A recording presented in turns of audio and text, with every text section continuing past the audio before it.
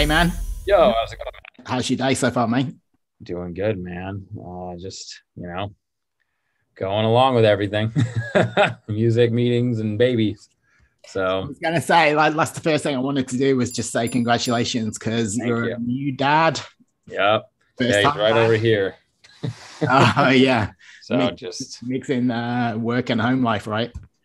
yeah, exactly, man. That's the new grind is making music somewhat quietly and, taking care of a little one. So it's all been awesome so far. And You made any tunes for him yet? nothing for him yet. Still just the standard bangers and everything else, just kind of finishing up a lot of the stuff that I had pre him, but well, I'm sure there'll be some baby inspiration soon. Yeah. So you're on the road quite a bit at the moment. Yeah. How does that work with having a newborn? I mean, when I'm home, I spend as much time helping out and doing what I can, just, overall letting my wife get sleep and whatnot. And, when I'm gone, she tends to, so far she's been able to manage, it's only been a weekend where I was gone. And, this will be the first weekend where it's just her and the baby. So, hopefully she'll have some company over and whatnot to help out and, Yeah. hopefully get some sleep. So Your waking hours are going to start changing a little bit now. yeah, everything's changed, man. It's all different now. So, but trying to still enjoy every moment of it and still sleep in between. Yeah. So I think me and you probably have a lot in common musically because like I've been a metalhead since like I was at school, but Yeah. I also toured the world as a DJ. Oh, sick. Okay. Like I was gonna say I dig the Let Live shirt. That's dope. 15 years ago. Well, yeah, well, I thought I'd wear this because I know you've had some collaboration with the man like Jason, Yeah. who's now in Fever 333, of course, but Right. he was in Let Live before, and I was a massive Let Live I fan. was a huge Let Live fan. I used to crowd surf to their shows and shit in SoCal, and I have a tee I cut the sleeves off of that I've had for like 8 years or some shit. So Yeah. they were a huge inspiration for me. Obviously, a big thing with you is the way you mix genres. I want to go back and learn about where you first started listening to metal and where you first got introduced to electronic music. Like, when did that all start for you? Yeah, I mean, electronic music kind of came from the early YouTube days where you'd have a lot of like, people doing vlogs or doing, this was back when you could just put a song in a YouTube video and, WMG didn't flag you for it or anything like that. So, that was kind of like my big introduction was 2009, 2010. YouTube took off and like kind of started to hear a little bit more electronic music getting thrown in stuff. You'd hear Rusko and you'd hear, Knife Party and Skrillex and stuff. That was like, a little bit early on. And kind of from there, like just little by little, friends, people like that, just kind of mentioning certain artists or stuff, Avicii, things like that like started to pop up, Swedish House Mafia. And so it was kind of like a mix of bass music or early on bass music and house and progressive and big roomy kind of stuff. Electro, Wolfgang Gardner, things like that. And from that, kind of just started diving into different blogs and things like that I could find. At the time it was like This Song Slaps was doing Filthy Fridays, and like they would sort of like create a compilation of like whatever was being released on SoundCloud or wherever. And that was kind of where the love came from, was just like the internet, where most people had it come from. So along with that, the metal side of things was that was like definitely more of a slow burn, where I started playing guitar and I liked kind of like punk stuff or like, lighter punk, like Green Day and, American Idiot had kind of just come out in 2004, 2005. And that was like my first introduction to like sort of like heavier distorted guitars and things like that. And after Green Day, it was like AC/DC. My dad showed me a lot of classic rock, Van Halen, Scorpions, things like that. And slowly that kind of built up a tolerance for metal. I wasn't like super into it right away, but that turned into Avenged, Sevenfold, Bullet for My Valentine, Atreyu, and then Pantera and Metallica and things like that. So like it was kind of just always finding different subgenres within it that evolved kind of every couple of years or something, I'd say.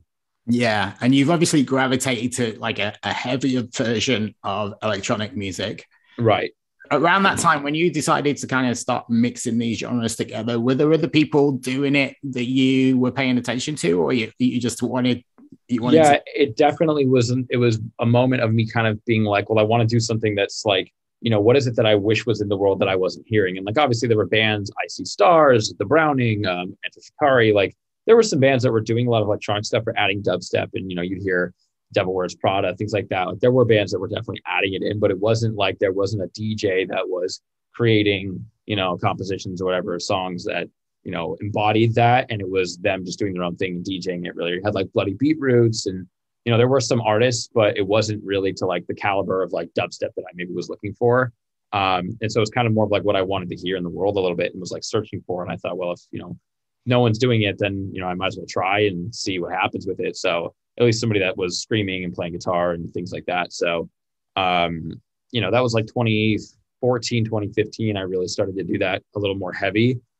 And yeah, I mean, from there, obviously discovered more artists that were kind of trying to do it and had done it in the past. Excision had definitely added like some guitars in, but it wasn't like the lane that he necessarily was like carving 100%. And so, there wasn't really anything else. I don't think. No. There's people like Skrillex who obviously came from like a post-hardcore bandwidth from first to last, but the stuff that he's playing when he's DJing is not incorporating instruments, even though some of it's heavy. So do you remember the first time you actually took a guitar out on stage when you were DJing? Oh, for sure. I mean, it was the first show, like, from the moment I started Sullivan King, I was like, listen, if I'm going to do this, like, I want to make sure that I'm incorporating, my roots as far as like, I wasn't singing at the time. I didn't scream or sing until like 2016, 2017. So the first shows were just me playing guitar and didn't really get on the mic or anything. And so I mean, it was from the very first show and first time stepping on stage that I had a guitar. So obviously now everybody knows what to expect, but back then, how did it go down? I mean, back then it was definitely a completely different setup, and half the time it didn't work and sounded like shit. And, I was having to kind of like manually control it from stage and mix it. Couldn't afford a sound engineer or anything. So didn't trust the sound guy in front of house and things like that. So that was definitely plenty of hiccups, but the crowd loved it. It was something different, and it was exciting in the era of 2014 when it was trap and sort of like bass house was kind of starting to get its shine, and dubstep was kind of almost on the way out. It was definitely something different that people were excited over. And it feels like it's been a fairly consistent climb for you over the years. Yeah, definitely. Do you feel like it's been a steady climb, or can you pick out moments in your career where things kind of took a jump? There were definitely a lot of moments where there were, everything always consistently grew, and there was always like a gaining of a fan base, and there was always people being introduced to the music. I don't think there was ever like a point where it was like, oh shit, no one cares anymore. Like, I didn't really have that feeling, which is good. And hopefully we don't have to, but there were definitely quite a few. The first Lost Land sort of like becoming a staple name there has been incredible for my career. Having gone on tour with Excision, things like that were definitely big. Having music kind of start to get recognized by larger names, DJ Snake and Chainsmokers. And that was like a bigger sort of like acknowledgement and validation of the scene. Was, 2017 had a couple songs come out that were heavily supported.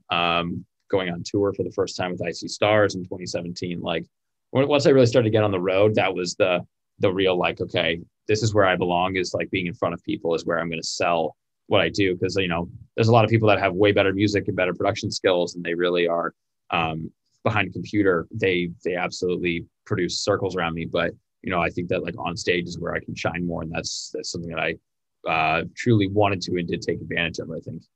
That's definitely something that's very clear with you, is that live element is a massive part of what you do. Now you're starting to play the biggest venues you've ever played.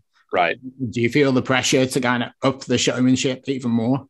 No, because I think it's actually me getting to the show that I've wanted to put on. So I feel like, having the showmanship is actually less in the big rooms, I think, because when you are opening up for a larger DJ like Excision or Black Tiger Sex Machine, they're going to have 100% of the production. They're going to have the fire and the cryo and the lights and the lasers and they're going to have all of that. They're going to have more sound. They're going to have more sub.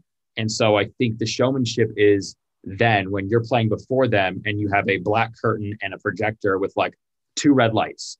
And that's your moment of like, you really do have to work harder to prove like, I am going to be worth seeing when I am at that level. And, as I've been able to go on this last tour and fill a stage with those same things, pyro, cryo, lights, lasers, etc. That has sort of been the full embodiment of what I was trying to really provide to a crowd, while not having that, like trying to live in that space of having such a massive live show without anything that was in that live show. I think is where the showmanship matters most. How much do you allow the songs to change in a live environment, or are they all pretty much programmed in? Obviously the guitar playing can be like adapted live, but do the songs themselves change much live? As far as like the actual production, do those change, or just like the structure of a set? Yeah, or do you change it up, especially for a live environment? The songs, absolutely. Most songs will get changed. Yeah, one way or another.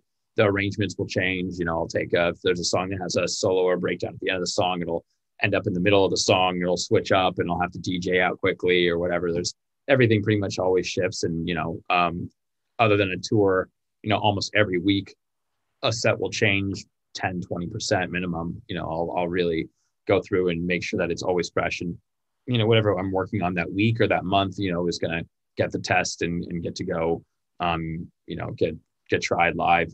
That's where a lot of this stuff really gets to live and gets to see whether it's worthy of being released or whatever is, whether or not it goes off live. So you play in Montreal. We're in Montreal. You're going to be playing here on the 23rd of April.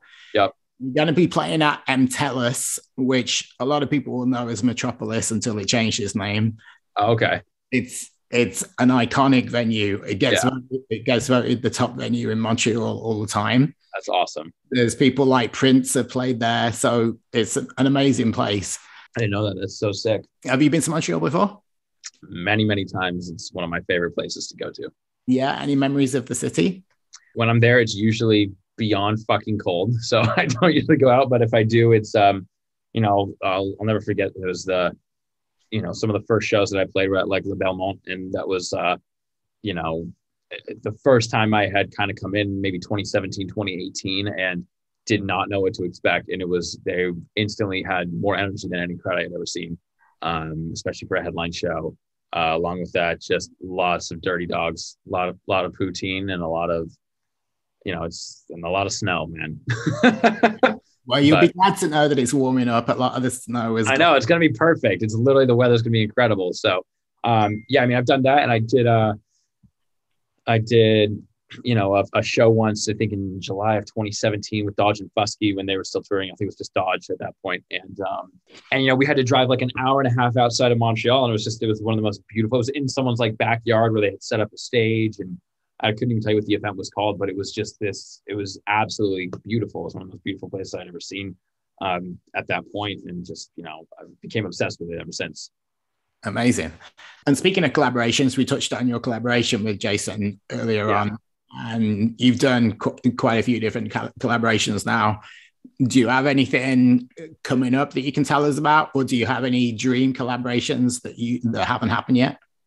Definitely plenty of dream collaborations, man. I mean, everybody from Spirit Box to Bring Me the Horizon, and there's there's people that are outside of the space that I think would be insanely fun to work with. Just like to do something different, like I'd love to do something with like Run the Jewels or even like Illenium and stuff like that. Like, people that are in the EDM space and outside of the space. I think that, there's just a lot of room to make something creative and have a lot of fun. And,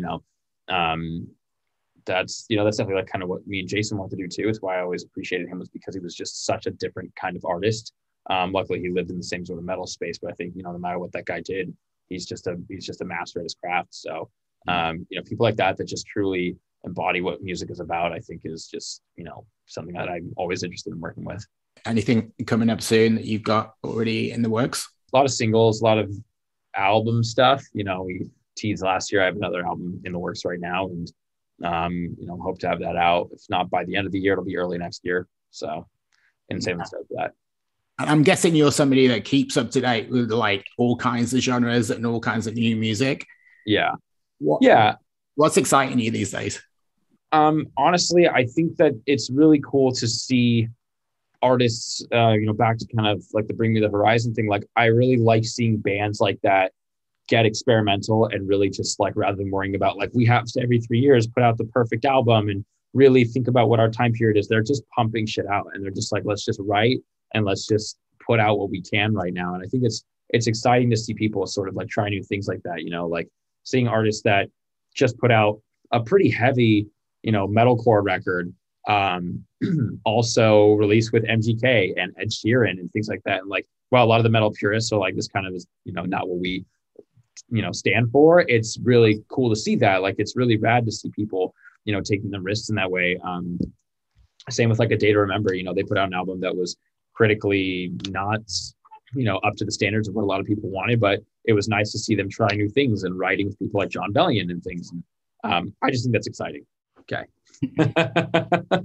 I'm literally doing this in between like vocal takes too. I get like 3 vocal takes in, and then I just hear like a baby in the background. I'm like, oh shit. Okay. Well, maybe you can sample him for like another song. I definitely have already recorded him for all kinds of little noises and stuff, man. Excellent. What about new stuff that you've just discovered, like brand new artists that maybe people haven't heard of that you think are doing something exciting? Oh, sure. I mean, in the EDM world, there's quite a few people that are doing interesting and cool stuff. There's someone I had on tour, Lays, is really dope. Like, she's an incredible live performer, and she makes really sick dubstep. And she works with people like Vastiv, is a guy that's really, really cool. I think, you know, he's been around for a long time, but Ray Volpe has been putting out nothing but awesome music. A rhythm guy named Hole, he's really, really dope. And then outside of that, I'll just go through my playlist here because I literally have complete baby brain. Let's see, I haven't listened to a lot of new stuff. New Under Oath record was sick. Heritage, he's another sick producer. Really love his stuff. Leotrix, another incredible producer that's come up in the last, you know, year or two. Those kind of like the main guys. I mean, another guy from Montreal, again, been around forever, but is like actually, well, he's based in Montreal, I should say, but Apache, you know, a producer who's just just had lunch with him yesterday. One of my absolute favorite producers, been around for, you know, over a decade, but is like truly just shining right now and having an incredible moment. And, you know, if people haven't heard of him, he's incredible. One of my best friends, Grabbits, just put out an album that is, you know, in its complete own world. And, you know, those are definitely the guys that I pay attention to right now. Yeah. So it's an exciting time for music at the moment. Absolutely. In the electronic space, it really is. Yeah. If somebody had never heard of a Sullivan King record in their life, what song would you want them to start with? Oh, the first record I would want them to listen to. I mean, I think, oh man, that's a great question. I think Someone Else, I think, is a really good song. Otherwise, I'd say probably either Wake Up, Our Fire, both, of course, are Excision collaborations, or probably Loud is a great example of a song, you know, that really does embody a little bit of everything that I love, and I you know, enjoy releasing and enjoy writing. Yeah, I think those are probably my main ones. I'm trying to think. Yeah, it's a good mix as well. I think you should just start with all of those. I have to see any sure if I'm just going to show you this. Oh, that's sick! Hell yeah! So not only is that like a signed frame picture, but I also took the picture. Oh, you did the photo? That's so sick! Hell yeah! But yeah, that's fucking rad, man. Try to place on my wall over there. Love it. Right. Well, I'm going to let you get back to being a dad, but I appreciate it, man. Thank you very much for spending some time chatting with me. And we look forward to seeing you in Montreal in a couple of weeks. Hell yeah. I can't wait to be there, man.